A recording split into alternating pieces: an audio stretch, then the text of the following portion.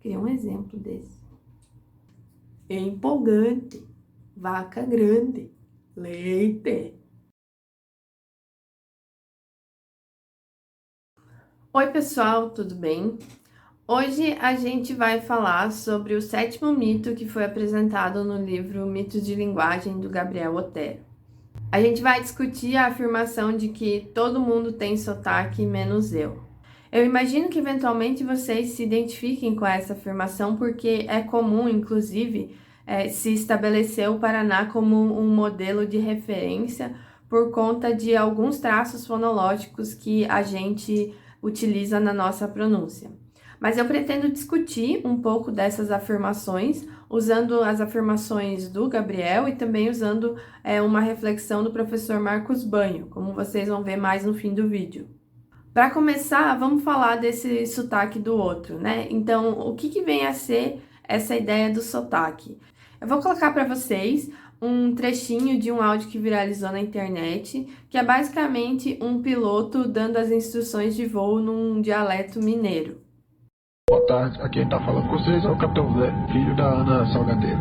Obrigado por escolher a TAM, Trem Aéreo Mineiro, agradecemos sua preferência. A previsão de duração do voo é de um bocadinho de tempo até Nova Serrana, e de Nova Serrana a Araxá e Magalhães. Agora preste atenção às instruções de segurança. Arrete sua cadeira para a posição vertical.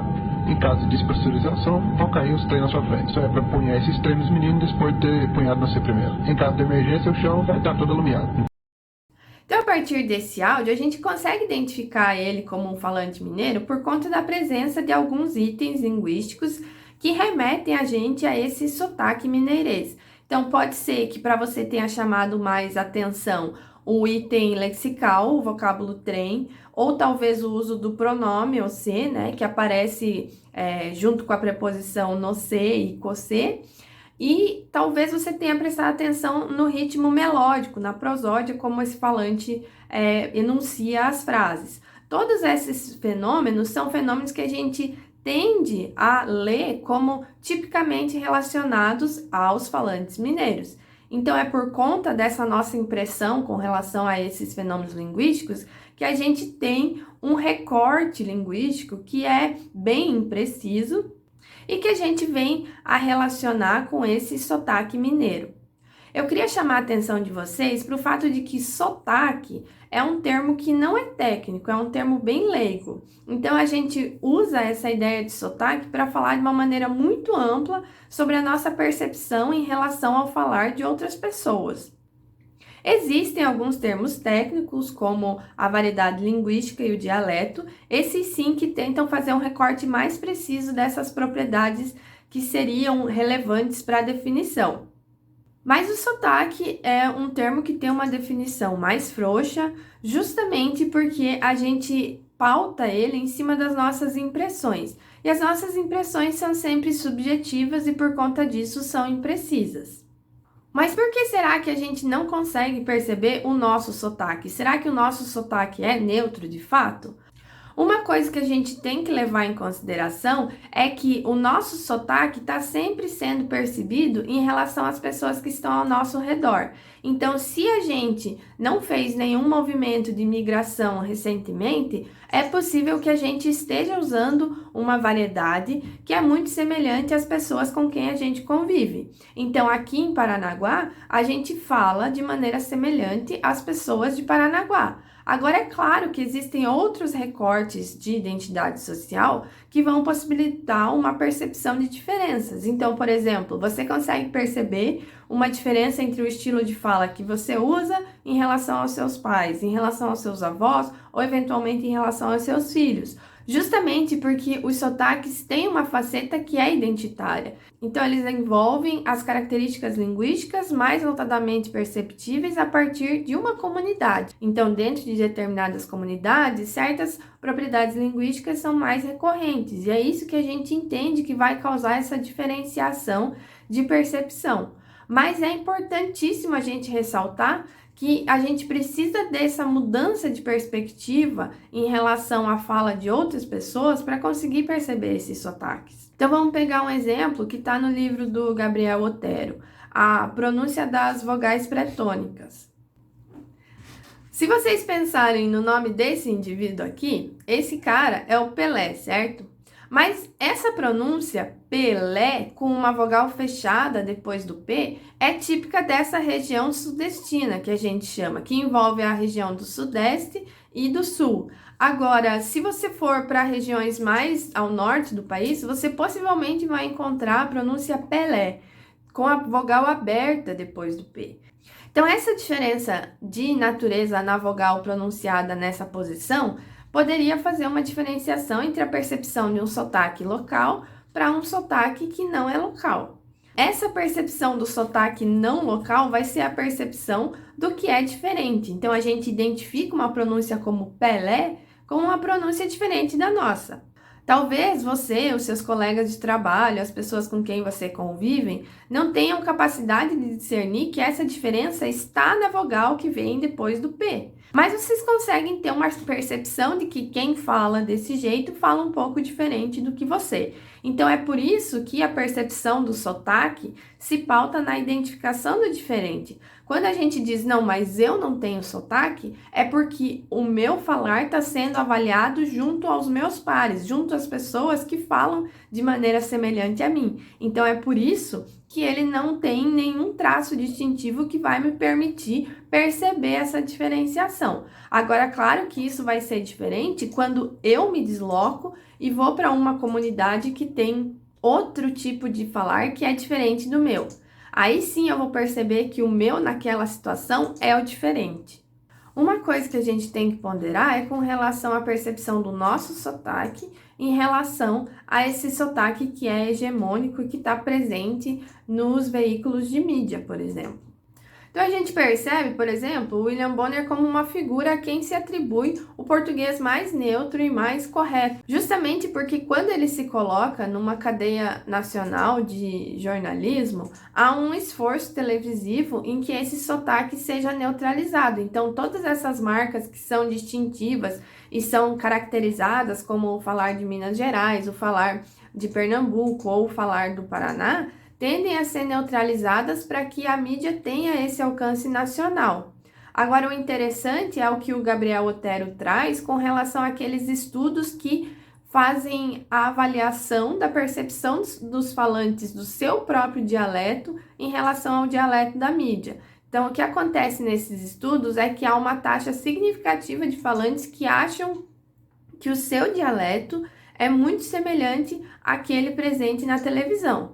Mas como cada um desses falantes traz no seu sotaque pessoal uma série de marcações que são relativas à comunidade a que ele pertence, é natural que na prática haja sim uma diferenciação com relação àquelas propriedades linguísticas que a gente vinha comentando. Mas o importante aqui é a percepção dos falantes. Então a gente tem uma percepção de que a gente se vê representado naquele sotaque que está sendo utilizado na mídia, mas justamente porque a mídia tem esse movimento de homogeneização. Então, a gente tende a perceber o nosso falar como semelhante àquele, mas porque aquele que está na mídia tende a ser homogeneizado. Sobre isso, eu deixei uma recomendação para vocês nos vídeos complementares, que envolvem um relato de um repórter, que é o repórter José Francisco, e ele fala de como recentemente a televisão tem se aberto para receber esses dialetos diferentes. Então, quando você está assistindo o Telejornal Nacional,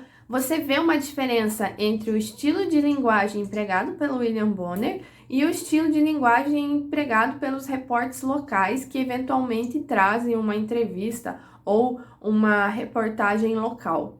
Então, você enxerga essa flexibilização quando você tem essa ponte com as matérias que são locais e específicas de uma região. Mas aí é que você percebe o quão homogeneizado é de fato o discurso do âncora do telejornal.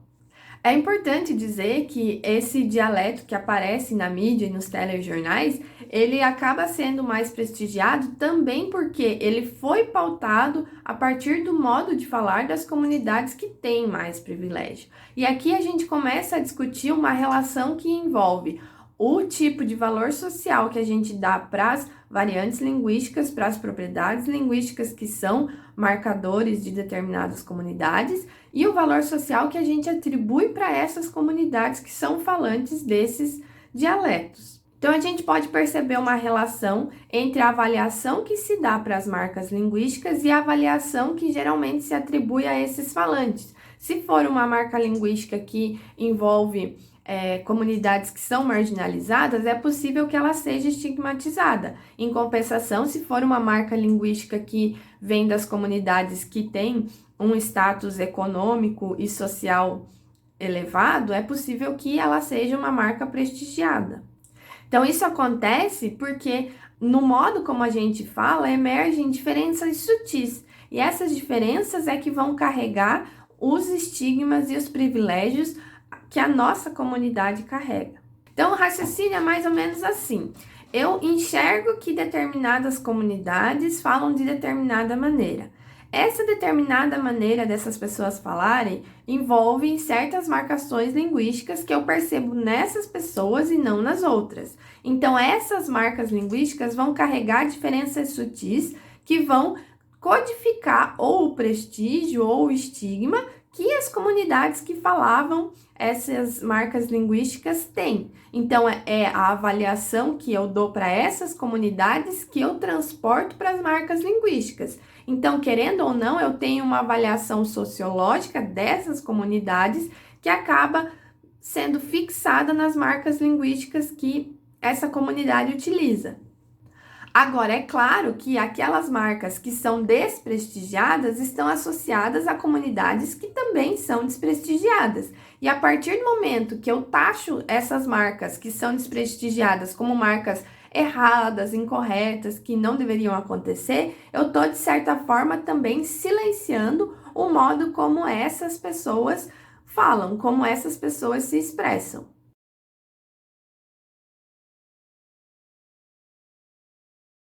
Eu vou trazer para vocês um exemplo para tentar dar uma explicação mais clara do que está por trás desse mecanismo. Então, pensem nas palavras Flamengo, problema e bicicleta. Eu tenho certeza que vocês têm uma avaliação negativa dessas palavras. A gente sempre associa elas a um falar errado, a um falar incorreto, certo? Mas o fenômeno linguístico em si não tem nada de errado ou incorreto. Ele é um fenômeno muito comum e muito difundido em muitas línguas do mundo. Só no nosso português mesmo, se a gente for olhar para a história das palavras, a gente vai ver inúmeras palavras que passaram por esse fenômeno de troca do L pelo R e hoje em dia funcionam dentro da nossa gramática só com a pronúncia do R. Então, se vocês pararem para perceber palavras como branco, prato e prazer, antigamente elas tinham o L exatamente nessa posição depois da consoante. Só que com o passar do tempo, essa mudança se solidificou e se estabeleceu como a pronúncia adequada, a pronúncia padrão para essas palavras. O que acontece com Flamengo, bicicleta e problema é que esses casos de variação não chegaram no estágio de mudança linguística. Eles ficaram confinados em determinadas comunidades. E que comunidades são essas? São comunidades de zona rural ou comunidades que têm um domínio de escolaridade muito baixa. Então, são comunidades que não têm prestígio na nossa sociedade. A nossa sociedade, no modo como ela está configurada hoje em dia, valoriza o ambiente urbano e o alto grau de escolaridade. Então, por conta disso, a gente dá mais prestígio para falantes que têm essas características de urbanidade e de escolaridade ressaltadas. Agora, o que acontece é que a nossa língua denuncia a gente. Então, o modo como a gente fala faz as pessoas perceberem o quanto de escolaridade a gente tem e qual é a nossa origem, tanto em termos de qual capital ou qual município você nasceu, quanto em termos de você ser um falante que está nos ambientes urbanos ou está nos ambientes mais afastados, nos ambientes ruralizados. Então, essa marca do rotacismo em palavras como Flamengo, problema e bicicleta é uma das que nos denunciam.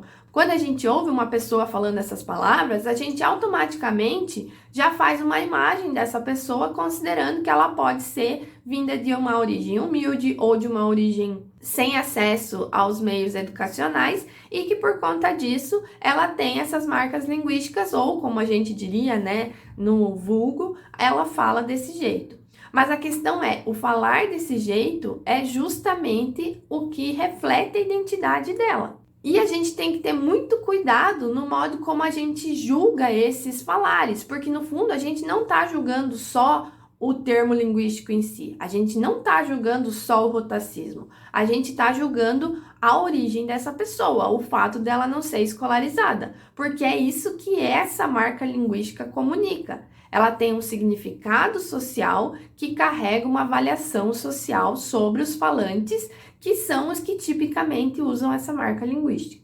E é aí que entra um termo que a gente discute bastante nessa disciplina e também na disciplina de sociolinguística, que é o preconceito linguístico. Quando você marginaliza certos usos, certas falares, certas marcas linguísticas, dizendo que esses usos são errados, você, na verdade, está marginalizando um tipo de falar específico de determinadas comunidades e, por consequência, você está marginalizando essas comunidades. Como a gente está falando para licenciaturas, como a gente está discutindo todos esses conceitos dentro de um ambiente de ensino, um ambiente de escola, quando a gente marginaliza essas comunidades, a gente está também tendo um efeito no modo como a gente lida com os nossos alunos em sala de aula.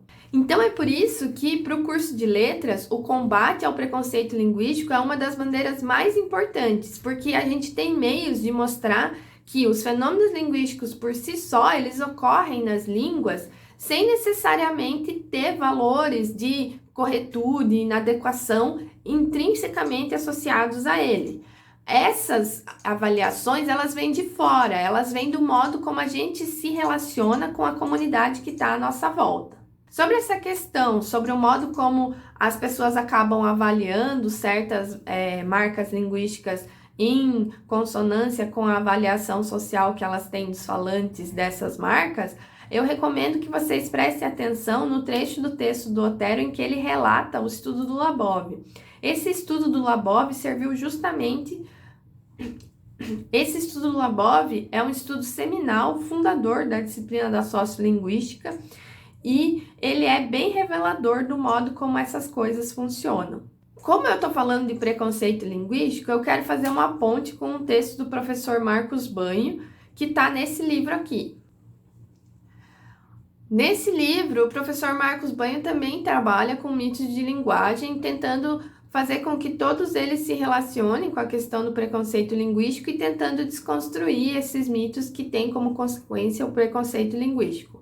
Eu quero tratar de um específico, que é o mito de que o certo é falar como se escreve. É muito comum a gente ouvir isso aqui no Paraná, principalmente, porque a gente tem essa ilusão de que aquela pronúncia com o E ressaltado é a pronúncia mais correta, porque é a pronúncia que vem do registro escrito. Vou colocar para vocês um trechinho de um vídeo que também viralizou na internet, só para vocês entenderem qual é o objeto que eu estou tratando. Nunca tinha ordenhado vaca? Não.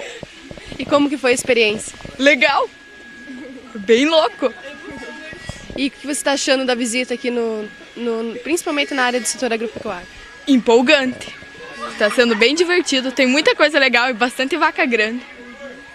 O que você está achando dessa visita? O que você está achando aí de ordenhar a vaca? Leite!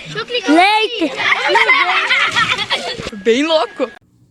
O que nesse vídeo chama a atenção da gente é essa pronúncia que é associada, né, a esse falar do interior. Percebam aqui como a gente vê as avaliações recorrentemente aparecendo. Agora, a ideia de que essa pronúncia seria a pronúncia mais adequada e mais correta em relação a falar, por exemplo, leite quente, é completamente descabida, porque a gente já viu na aula passada que todas as convenções ortográficas não passam disso, convenções, e que a própria ortografia existe para nada mais do que estabelecer uma convenção abstrata que vai valer para todas as formas de falares das diferentes regiões. Então, por conta da ortografia servir justamente para isso, para abstrair sobre as diferentes pronúncias, que não faz sentido a gente estabelecer uma ou outra pronúncia como mais correta do que a outra.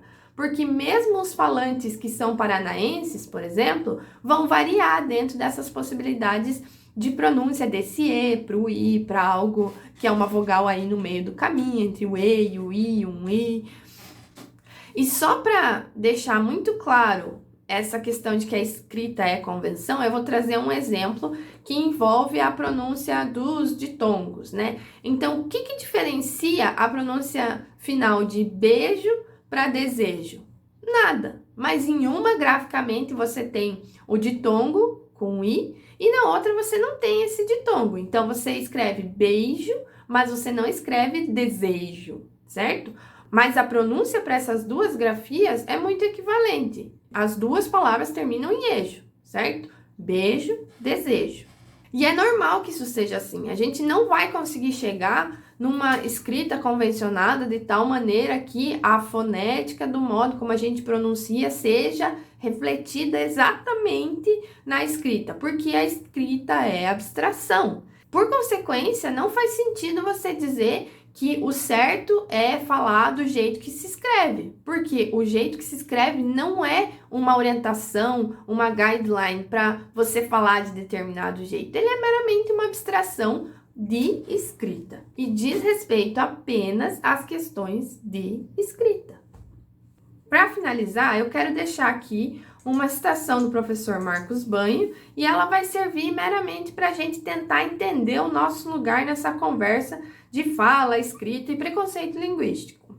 Então ele diz: é claro que é preciso ensinar a escrever de acordo com a ortografia oficial, mas não se pode fazer isso tentando criar uma língua artificial e reprovando como erradas as pronúncias que são resultado da história social e cultural das pessoas que falam a língua em cada canto do Brasil.